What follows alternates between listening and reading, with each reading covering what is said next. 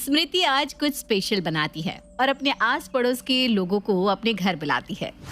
Aunty जी और लीजिए ना, आपने तो कुछ खाया ही नहीं। ये पालक की खिचड़ी मैंने खास आपके लिए बनाई थी। अरे बहू, मैं तो पालक की खिचड़ी पहली बार खा रही हूँ, पर जो भी बोलो ये है बड़ी स्वादिष्ट बनी। तूने इसे कैसे बनाया है बेटा? आंटी जी, खिचड़ी तो चाहे चावल की बने या पालक की, सभी टेस्टी होती है। पर मैंने पालक की खिचड़ी आपकी बीमारी को ध्यान में रखकर बनाया है। आपको पता है पालक में कितना कैल्शियम होता है, और खिचड़ी तो हमारे स्वास्थ्य के लिए वैसे ही बहुत अच्छी होती है। अगर आपको इसकी रेसिपी जाननी है ना तो मैं आपको बता दूंगी, बस अभी तो आप खाने का मजा लीजिए।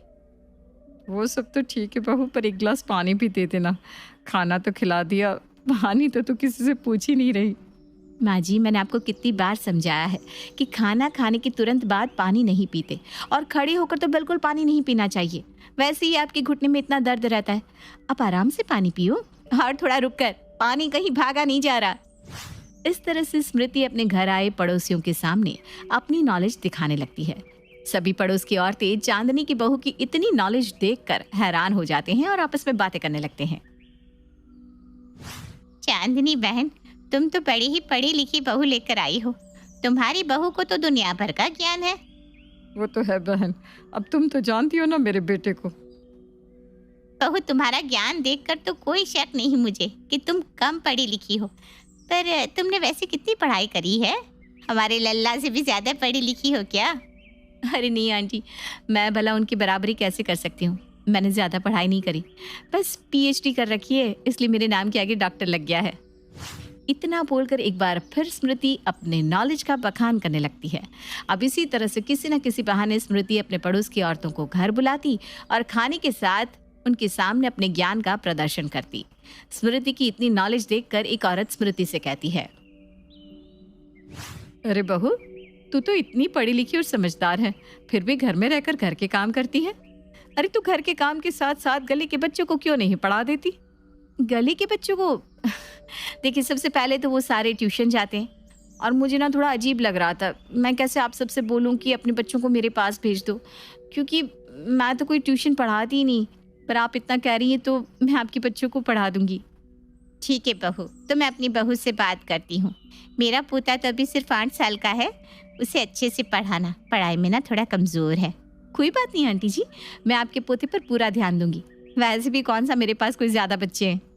अब क्या था, स्मृति अपने नॉलेज का इतना बखान करती है कि आस पड़ोस के लोग उसके पास अपने बच्चों को ट्यूशन के लिए भेज देते हैं। पर स्मृति तो 9वीं फेल थी।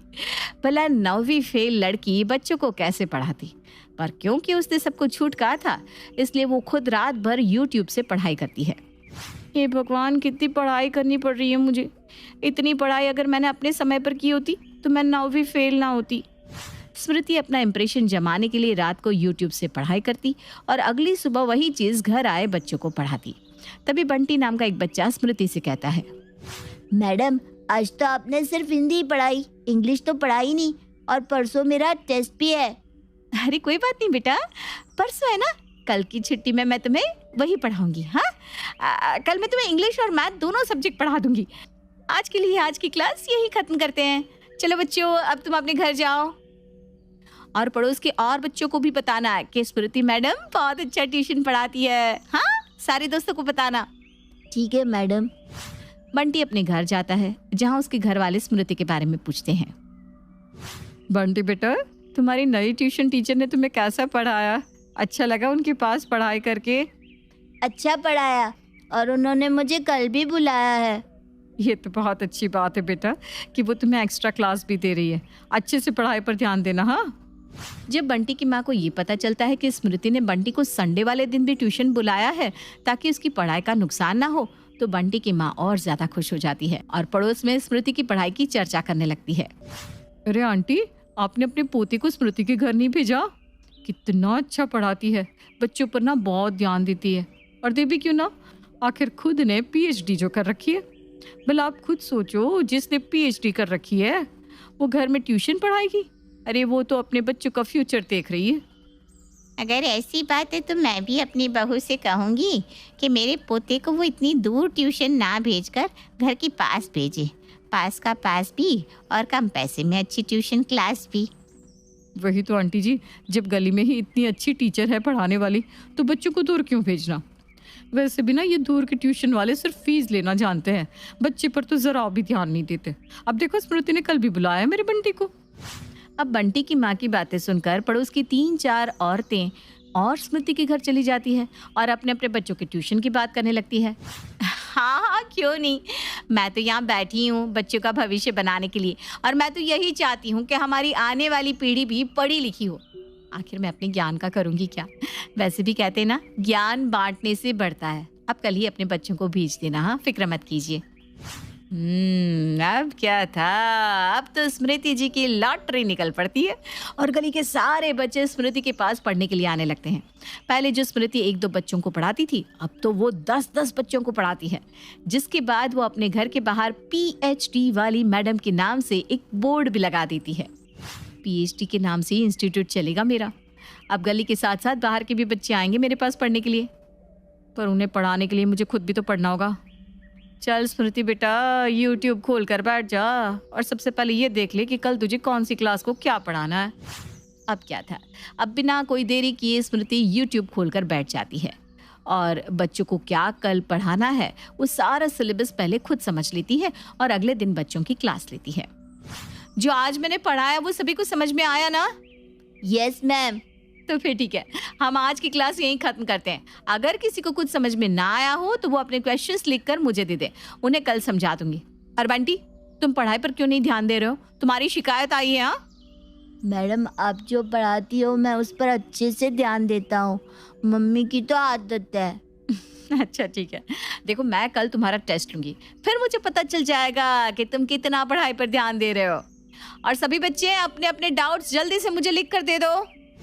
इस तरह से स्मृति बच्चों से उनके डाउट्स पहले ही लिखवा लेती ताकि वो बच्चों के जाने के बाद YouTube से उसकी स्टडी कर सके और अगले दिन बच्चों को समझा सके। ऐसे ही एक दिन रेशमा नाम की एक औरत स्मृति के घर आती है, जहां वो स्मृति को YouTube से पढ़ते हुए देख लेती है। स्मृति जैसे ही देखती है कि रेशमा ने देख लिया है तो वो जल्दी से YouTube बंद कर देती है और घबराती हुई कहती है, अरे रेशमा, तुम अचानक मेरे घर में दरवाजा खुला क्या था इसलिए अंदर चली आई? कुछ काम था क्या? तो ये PhD इंस्टीट्यूट वाली मैडम पहले खुद पढ़ती है, फिर बच्चों को पढ़ाती है। खुद को तो कुछ आता नहीं, इसलिए बच्चों से उनके सवाल पहले ही लिखवा लेती है और YouTube से उसकी स्टडी करके अगले दिन बच्चों को समझाती है। पर कोई बात नहीं, PhD स्मृति मैडम, तुम्हारा इंस्टीट्यूट अब ज़्यादा दिन नहीं चलेगा, क्योंकि जब से तुमने अपना इंस्टीट्यूट खोला है मेरे इंस्टीट्यूट की बैंड बज गई है।